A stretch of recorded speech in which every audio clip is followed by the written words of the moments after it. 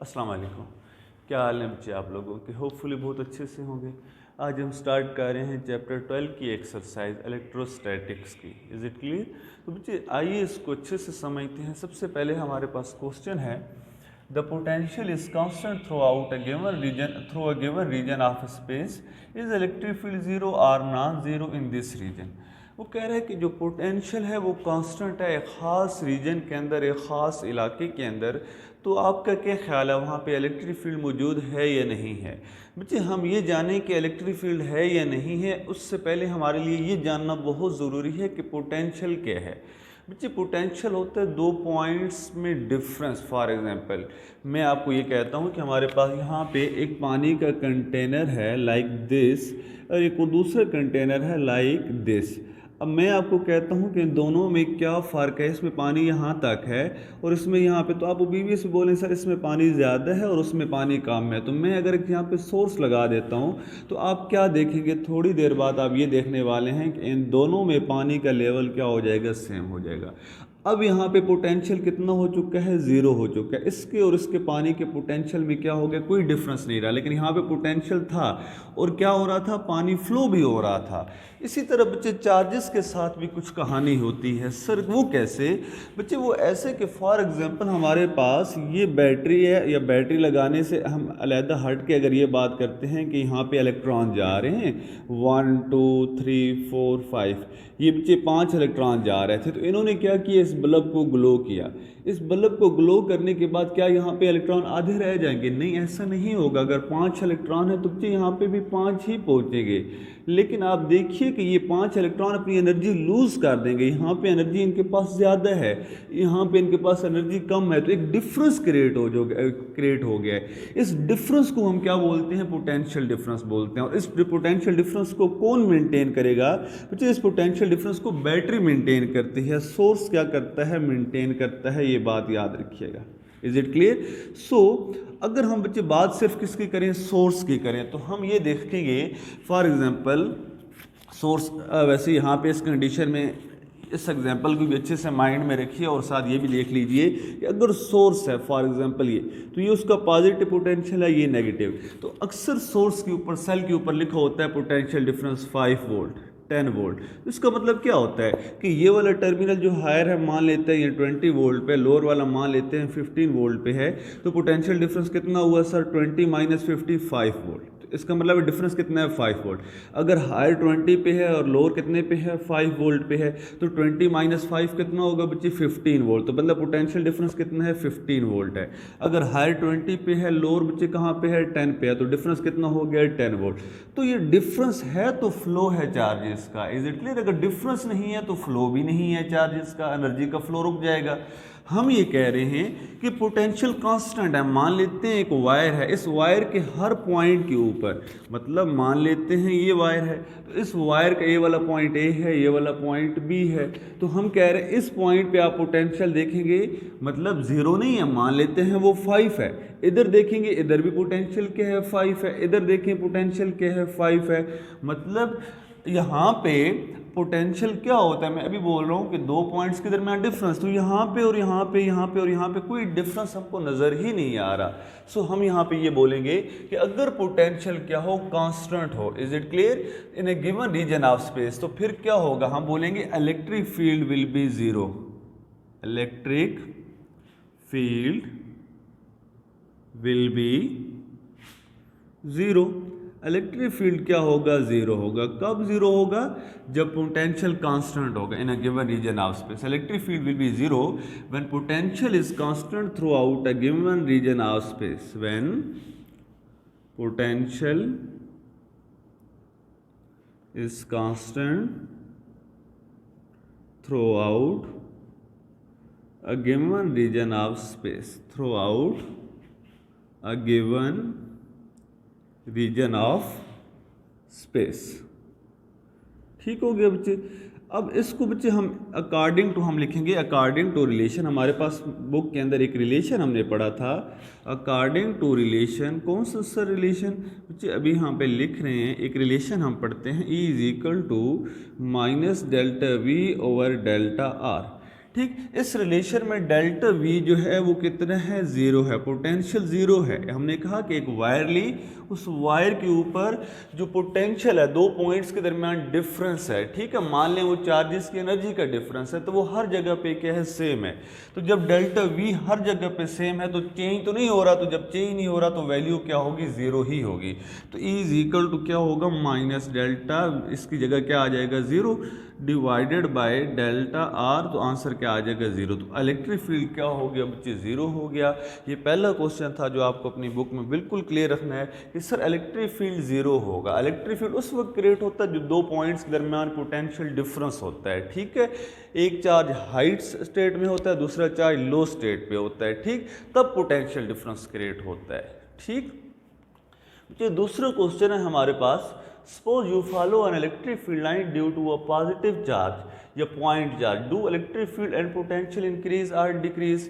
बच्चे हम सब लोग जानते हैं और बहुत अच्छे से ये जानते हैं कि अगर हमारे पास चार्ज कौन सा हो, पॉजिटिव हो, तो पॉजिटिव चार्ज की वजह से अकॉर्डिंग टू फैराडे लाइंस कहाँ होती हैं सर, आउटवर्ड होती हैं। इधर भी लाइंस आउटवर्ड, बच्चे इधर भी लाइंस आउटवर्ड, इधर भी, हर डायरेक्शन में लाइंस हमको कहाँ मिलेंगी, आउटवर्ड डायरेक्शन में मिलेंगी। Is it clear. तो अब हम ये कह रहे हैं अकॉर्डिंग टू कंडीशन, क्या कंडीशन है कि अगर हम एक इलेक्ट्रिक फील्ड लाइन को फॉलो करते हैं, किसकी वजह से, पॉजिटिव पॉइंट चार्ज की वजह से, तो क्या होगा आप बताएं, इलेक्ट्रिक फील्ड और पोटेंशियल की वैल्यू जो है वो क्या होगी, इंक्रीज होगी या डिक्रीज होगी। मैंने पहले भी बताया, मैं फिर बता रहा हूँ, V क्या होता है, पोटेंशियल एनर्जी पर यूनिट चार्ज, ठीक है। पोटेंशियल एनर्जी पर यूनिट चार्ज क्या होता है, इलेक्ट्रिक पोटेंशियल होता है, ठीक है। इस टर्म को हम बहुत अच्छे से समझ चुके हैं, लेकिन फिर भी, और इलेक्ट्रिक फील्ड क्या है बच्चे, ये जो लाइंस आपको नज़र आ रही हैं जहाँ पे चार्ज के गिर्द वो एरिया जहाँ पे वो किसी दूसरे टेस्ट चार्ज को अपनी तरफ अट्रैक्ट या रिपेल करने की एबिलिटी रखता है, उस एरिया को हम क्या बोलते हैं, इलेक्ट्रिक फील्ड बोलते हैं, ठीक। सो पॉजिटिव चार्ज के लिए फील्ड लाइन आउटवर्ड होती है। वो कहता है आप किसी पॉजिटिव चार्ज की फील्ड लाइन को फॉलो करते हो, ठीक है, मान लिया हम किसी पॉजिटिव चार्ज की फील्ड लाइन को फॉलो करते हैं, फिर क्या, वो कह रहे इलेक्ट्रिक फील्ड और जो पोटेंशियल है वो इंक्रीज होंगे डिक्रीज होंगे। बड़ा क्लियर नजर आ रहा है बच्चे इलेक्ट्रिक फील्ड के केस में कि अगर हम इलेक्ट्रिक फील्ड लाइंस की बात करेंगे तो इलेक्ट्रिक हम फॉलो करेंगे तो हमें कहाँ आना पड़ेगा, हमें तो बाहर आना पड़ेगा, आउटवर्ड आना पड़ेगा। और जो जो हम इसको फॉलो करते हुए आगे आएंगे, हम कहाँ जा रहे हैं, पॉइंट चार्ज से दूर जा रहे हैं। तो बच्चे हमारा इलेक्ट्रिक फील्ड का वैल्यू क्या हो रहा है, डिक्रीज हो रहा है, क्योंकि हमने कंडीशन में पढ़ा था कि जहाँ पे फील्ड लाइंस क्लोज हों वहाँ पे क्या होता है, इलेक्ट्रिक फील्ड इंटेंसिटी ज़्यादा होती है, इलेक्ट्रिक फील्ड ज़्यादा होता है। अब जो जो हम आगे आ रहे हैं, देखिए दरम्यान में लाइंस के फासला क्या हो रहा है, ज़्यादा होता जा रहा है, तो इलेक्ट्रिक फील्ड क्या होता जा रहा है, कम होता जा रहा है। लाइंस के दरम्यान फासला ज़्यादा है, फील्ड क्या हो रहा है, वीक हो रहा है। तो हम ये कह सकते हैं कि इलेक्ट्रिक फील्ड क्या हो रहा है, डिक्रीज हो रहा है। Is it clear. इसी तरह बच्चे हम पोटेंशियल की बात करें तो बच्चे जब हम उधर से इधर आते हैं तो हमारे पास जो पोटेंशियल डिफरेंस होता है उसकी वैल्यू क्या करती है, डिक्रीज करती है, वो माइनस में आती है। लेकिन जब हम इधर से उधर जाते हैं तो हमारे पास पोटेंशियल क्या हो रहा होता है, इंक्रीज हो रहा होता है। वो किस में आ रहा होता है, प्लस में आ रहा होता है। फॉर एग्जाम्पल मैं इसको आपको हमारे पास अकॉर्डिंग आप सबसे पहले तो यहाँ पे लिखेंगे कि बोथ, आंसर में ये लिखेंगे both electric field and potential decrease due to a positive charge, कि पॉजिटिव चार्ज की वजह से इलेक्ट्रिक फील्ड और पोटेंशियल दोनों क्या होंगे सर, डिक्रीज होंगे। तो ये एक नंबर तो बच्चे यहाँ तक हमें पक्का मिल गया। अब हमने दूसरे नंबर के लिए बच्चे एफर्ट करनी है कि अकॉर्डिंग टू रिलेशन, हमने कुछ रिलेशन पढ़ रखे हैं और जिनको बड़े अच्छे से हमने एक्सप्लेन किया हुआ है। अकॉर्डिंग टू रिलेशंस, कौन से सर रिलेशंस हमने पढ़ा था, E is equal to k q divided by r square. Is it clear. K भी कांस्टेंट है और ये क्यू चार्ज या पॉइंट चार्ज जो पीछे पड़ा हुआ है ये भी कांस्टेंट है। तो आपके पास रिलेशन क्या आएगा, ए डायरेक्टली 1/r स्क्वायर। ठीक हो गया। इसी तरह बच्चे पोटेंशियल के लिए फार्मूला पढ़ते हैं के क्यू डिवाइडेड बाय आर। ठीक। तो बच्चे यहाँ K और Q फिर कांस्टेंट है, तो आपके पास पोटेंशियल क्या आएगा, V डायरेक्टली 1/R। तो आप देखिए इधर भी R की वैल्यू ज़्यादा होगी, इन्वर्सली का रिलेशन है E कम होगा, इधर भी R की वैल्यू ज़्यादा होगी, इन्वर्सली का रिलेशन है V की वैल्यू क्या होगी, कम होगी। अब जो इधर आते जाएंगे बच्चे, तो पोटेंशियल मतलब देखें बात को अच्छे से समझिए, इस जगह पे आप अगर एक टेस्ट चार्ज को रखते हैं तो इसके ऊपर जो वर्क होगा वो ज़्यादा होगा। आप इस जगह पे रखेंगे, इस पे वर्क क्या होगा, कम होगा। अब उसको यहाँ पे ले आएंगे तो शायद इस पे वर्क क्या हो जाए, जीरो, क्योंकि उसकी वो रेंज से क्या आ गया, बाहर आ गया। तो जो वर्क होता है टेस्ट चार्ज के ऊपर, उसको जितना ज़्यादा वर्क होता है उसको हम क्या बोलते हैं, पोटेंशियल डिफरेंस उतना ज़्यादा है। तो जब बच्चे आप यहाँ से इधर जा रहे होते हो तो वर्क पर यूनिट चार्ज की वैल्यू क्या हो रही होती है, कम हो रही होती है, और वो किस में आती है, नेगेटिव में आती है। नेगेटिव ये शो करता है कि आपका जो पोटेंशियल है वो डिक्रीज हो रहा है, कहाँ क्या हो रहा है, डिक्रीज हो रहा है, कम हो रहा है। अगर आप उधर से इधर आओगे तो आपकी वैल्यू पॉजिटिव आएगी। मतलब मैं कहता हूँ इस पॉइंट पे आपका पोटेंशियल डिफरेंस कितना है, मान लेते हैं V है, और इस पॉइंट पर पोटेंशियल डिफरेंस कितना है, VB है। तो आप VA में से VB निकालें, मतलब आप VA में से VB निकालें, आप उधर से इधर आ रहे हैं तो आंसर क्या आएगा, पॉजिटिव। और अगर आप VB में से VA निकालें, आप इधर से उधर जा रहे हैं तो आपका आंसर क्या आएगा, नेगेटिव। मतलब उस साइड में आपका क्या हो रहा है, पोटेंशियल डिक्रीज हो रहा है। अगर मैथमेटिकल हम इसको करें, जो हमें करने की ज़रूरत नहीं है, जस्ट मैं बता रहा हूँ। तो बच्चे इस दोनों क्वेश्चंस को भी आप इनको नोट कर लीजिए, और उसके बाद हम मूव करते हैं नेक्स्ट। अच्छा बच्चे, अब हम देखेंगे नेक्स्ट 2 क्वेश्चन। तो पहला क्वेश्चन है कि how can you identify which plate of capacitor is positively charge. आप कैसे आइडेंटिफाई करेंगे, पहचान करेंगे कि कैपेसिटर की कौन सी प्लेट पे पॉजिटिव चार्ज है। तो बच्चे 2 मेथड हैं, एक बहुत सिंपल सा मेथड है। अगर बच्चे वो ये क्वेश्चन ये है कि कैपेसिटर की 2 प्लेट्स होती हैं, ऑब्वियसली एक पे पॉजिटिव चार्ज होता है, एक पे कौन सा होता है, नेगेटिव होता है। तो वो ये कह रहा है कि आपको कैसे पता चलेगा कि कैपेसिटर की प्लेट पे कौन सी प्लेट पे पॉजिटिव चार्ज है। तो बच्चे हम क्या करेंगे, एक टेस्ट चार्ज लेके आएंगे सबसे पहले, पहला मेथड, ठीक है, मेथड 1। हम इस टेस्ट चार्ज को लेके आएंगे। टेस्ट चार्ज क्या होता है, little, very very little amount of positive charge, ठीक है। सो पॉजिटिव चार्ज की थोड़ी सी, कम से कम बच्चे बहुत थोड़ी अमाउंट जो होती है उसको हम क्या बोलते हैं, टेस्ट चार्ज। तो हम टेस्ट चार्ज को लेके आएंगे। अगर एक टेस्ट चार्ज को मान लें यहाँ लेके आते हैं इसके करीब, तो ये उसको क्या करेगा, रिपलियन शो करेगा, पॉजिटिव को क्या करेगा, रिपेल करेगा। और अगर टेस्ट चार्ज को इस नेगेटिव करीब लेके आते हैं तो वो उसको क्या करेगा, अट्रैक्शन शो करेगा, ठीक। तो बच्चे हम इसको लिख लेते हैं, फिर उसके बाद दूसरा मेथड करते हैं। If we bring a test charge, अगर हम क्या करते हैं, एक टेस्ट चार्ज को लाते हैं, bring a test charge Q0 near the plates of capacitor, then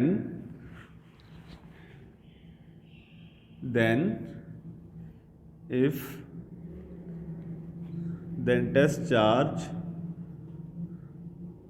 shows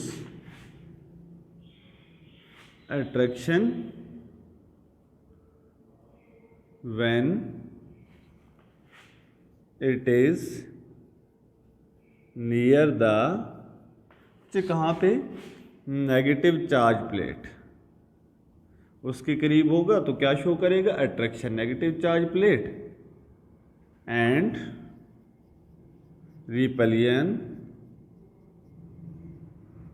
रिपलियन show करेगा कहाँ, near the positive charge plate या पॉजिटिव कैपेसिटर प्लेट। बच्चे पॉजिटिव कैपेसिटर प्लेट के पास टेस्ट चार्ज ने क्या शो करनी है, रिपलियन, और negative charge plate of capacitor के पास इसने क्या शो करनी है, अट्रैक्शन। तो एक तो बच्चे ये मेथड है, सर क्लियर हो गया। बच्चे दूसरा मेथड होता है इलेक्ट्रॉन माइक्रोस्कोप, ठीक है, सॉरी इलेक्ट्रॉन माइक्रोस्कोप नहीं, इलेक्ट्रोस्कोप। इलेक्ट्रोस्कोप एक और बच्चे डिवाइस होती है जिसकी मदद से हम क्या करते हैं, ये देखते हैं कि हमारे पास जो चार्ज है वो कौन सा है कैपेसिटर की प्लेट पे। लेकिन इलेक्ट्रोस्कोप का एक मसला है, बच्चे इलेक्ट्रोस्कोप जो थी वो बेसिकली एक बड़ी सिंपल सी डिवाइस थी, कुछ इस तरह से एक डिवाइस थी लाइक दिस, इस तरीके से, उसके साथ एक बाब होता था। तो जब हम टेस्ट चार्ज को, किसी भी चार्ज बॉडी को उसके करीब लेके आते थे तो वो उसको क्या करता था बच्चे, अट्रैक्शन या रिपल्जन शो करता था। तो हमको पता चल जाता था कि अगर इसके ऊपर पॉजिटिव चार्ज है तब भी ये बाब अपनी जगह से मूव करता था, नेगेटिव होता था तब भी ये बाब अपनी जगह से मूव करता था। तो हमको पता चल जाता था इलेक्ट्रोस्कोप से कि चार्ज है कि नहीं है, लेकिन ये नहीं पता था कौन सा चार्ज है, पॉजिटिव है या नेगेटिव है। तो उसके लिए बच्चे फिर इलेक्ट्रोस्कोप नहीं, गोल्ड लीफ इलेक्ट्रोस्कोप हम क्या करते हैं, यूज़ करते हैं। अब आप सोच रहे होंगे कि सर गोल्ड लीफ इलेक्ट्रोस्कोप क्या होती है। तो बच्चे गोल्ड लीफ इलेक्ट्रोस्कोप के अंदर बेसिकली हम यहाँ पे कहते हैं कि एक कंटेनर होता है, एक गिलास का बना हुआ कंटेनर होता है। इसके ऊपर बच्चे एक क्या होती है, मेटल प्लेट होती है, यहाँ पे एक इंसुलेटेड मीडियम होता है या एक क्या नाम है, इसको आप रिंग नाम दे दें, और यहाँ पे फिर ये एक वायर आ रही होती है और नीचे इसके दो क्या होते हैं, दो लीफ होते हैं। ठीक है, ये दोनों लीफ क्या होते हैं बच्चे, गोल्ड के होते हैं, ये भी गोल्ड का और दोनों ये दूसरे वाला भी गोल्ड का। अब इसके ऊपर कौन सा चार्ज होता है, पॉजिटिव होता है, ये बात याद रखिएगा। ठीक, अब बच्चे क्या होता है कि जब हम क्या करते हैं, यहाँ पे पॉजिटिव कोई ऐसा रॉड लेके आते हैं जिसके ऊपर कौन सा चार्ज हो, पॉजिटिव हो, तो पॉजिटिव पहले ऑलरेडी इसके ऊपर कौन सा ज़्यादा चार्ज मौजूद है, पॉजिटिव है, और इन दोनों लीफ ने अपने आप को एक एवरेज डिस्टेंस तक नॉर्मली क्या किया हुआ, थोड़ा सा डाइवर्ज किया हुआ है।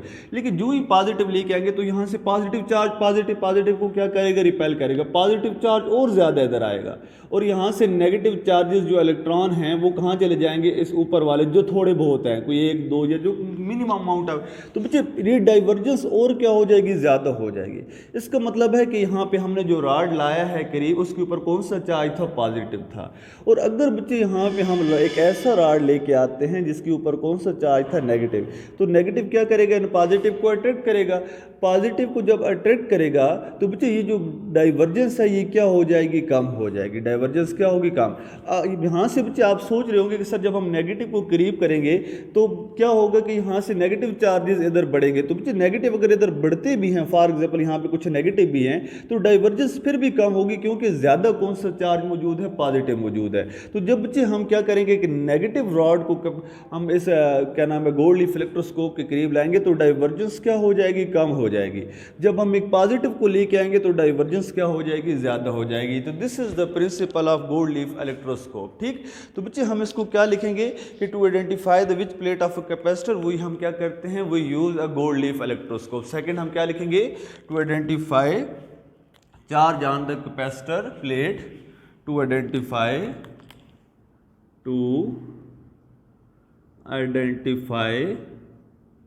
Charge on capacitor plate we use, हम क्या करते हैं, गोल्ड लीफ इलेक्ट्रोस्कोप। बच्चे हम गोल्ड लीफ इलेक्ट्रोस्कोप यूज करते हैं। ठीक है, ये वर्क कैसे करती है, when we bring a charge body या चार्जिंग रॉड या charging plate near the gold leaf electroscope, तो क्या होगा, then it's leaves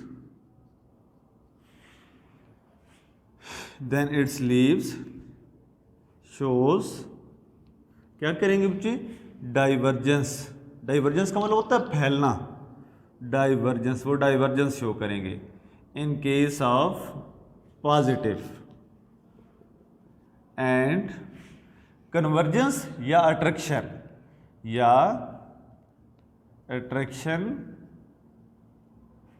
in case, आप यहाँ पे कन्वर्जेंस लिखें वो ज़्यादा बेहतर है, and convergence in case of negative. बच्चे नेगेटिव आएगा तो पॉजिटिव वहाँ चला जाएगा, तो दोनों लीव्स के दरमियान फासला क्या होगा, कम होगा, वो कन्वर्ज होंगे, इकट्ठा होने की कोशिश करेंगे। ठीक है, या अट्रैक्ट होने की कोशिश करेंगे। तो ये क्वेश्चन बच्चे इसको नोट कर लीजिए। उसके बाद है हम next question, describe the force on forces on a positive point charge when placed between two parallel plates with similar and equal charges with opposite and equal charges. तो बच्चे हमारे पास वो नेक्स्ट क्वेश्चन में कह रहा है कि अगर आपके पास दो प्लेट्स हैं, एक ये है और एक ये है, एक के ऊपर कौन सा चार्ज है पॉजिटिव और दूसरी के ऊपर कौन सा चार्ज है नेगेटिव। अब वो ये कह रहा है कि आपने इनके दरमियान क्या रखा है, with similar and equal charges. बच्चे 1 2 3 4 5 1 2 3 4 5 चार्जेस के हैं, सेम हैं, सिमिलर भी हैं, तो फिर क्या होगा, और इक्वल होंगे फिर क्या होगा। तो पहले केस में मान लेते हैं सिमिलर भी हैं और इक्वल भी, इधर भी 5 पॉजिटिव चार्जेस उधर भी 5 पॉजिटिव। वो कह रहा है कि जब आप इसके दरमियान पॉइंट चार्ज को रखोगे, टेस्ट चार्ज को रखोगे तो क्या होगा। तो बच्चे जब हम यहाँ पे टेस्ट चार्ज को रखेंगे, तो मैं पहले बता चुका हूँ टेस्ट चार्ज पे कौन सी फोर्स कौन सा चार्ज होता है पॉजिटिव, तो पॉजिटिव को रिपेल करता है, फोर्स उधर लगेगी। Is it clear.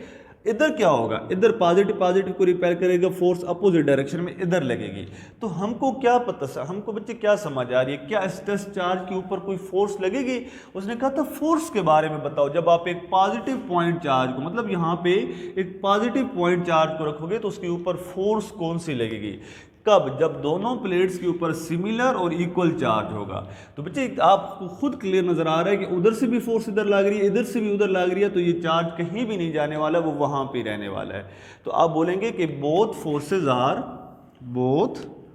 Forces are equal in magnitude, both forces are equal in magnitude, दोनों फोर्सेस इक्वल है मैग्नीट्यूड में, जितनी ये इधर से उधर लग रही है उतनी इधर से इधर लग रही है, बट अपोजिट इन डायरेक्शन, लेकिन डायरेक्शन में क्या हैं, अपोजिट इन डायरेक्शन, लेकिन डायरेक्शन में क्या हैं, opposite. So positive point charge